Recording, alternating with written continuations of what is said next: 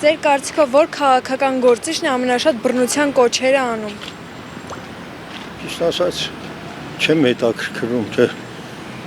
ինչ են ասում, ինչ չեն ասում։ Մեզ Արցախից բռնագաղթված են, մեր ոնց որ ասում պրոբլեմները այնքան շատ են, որ չենք կարող մտածենք ուրիշ բանի մասին։ Ուղղակի մտածում ենք ոնց գոյատևենք, ապրենք, տենանք վերջը ինչ անում։ Չեմ կարող ասել, չեմ կարող ասել։ Սաղն էլ անում են, էլի։ Սաղն էլ անում են։ Սրանցից լավ բան մենք չենք սպասում, որովհետև սաղ երկիրը քանդեց։ Էլ ինչ ասեմ։ Աշկից կերողն է։ Իրակնգա հետ։ Նիկոլ Փաշինյանը։ Բոլորն են նույնն են։ Բոլորը։ Դե մարդ չկա որ ասես ոչ մի հատ բռնության կոչ չի անում։ Սա Նիկոլից սա խորհրդականից դուրս եկա, սա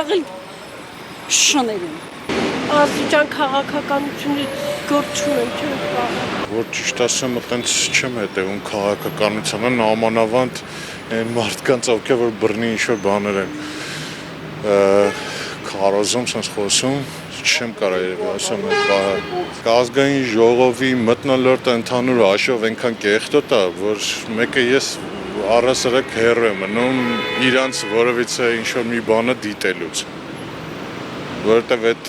կակ մինիմում մորալնի տեսակետից ինձ ավելի շատ վնաս է հասցնում, էլի։ Քաղաքականությամբ չեմ զբաղվում։ Պարշի անի։ Հիմիկվանն է հաստատ։ Մարդկա չի թողում հանգիստ ապրի։ Ճիշտ ասած չեմ կարող ասեմ, չեմ հետաքրքրվում բաբշե։ Ընդհանրապես համիլ բախենում եմ մարդ խոսա, օպտինիկտի Փաշինյան էլի սաղցանի։ Շատ գիտեմ, չեմ հասկանում ես վալես։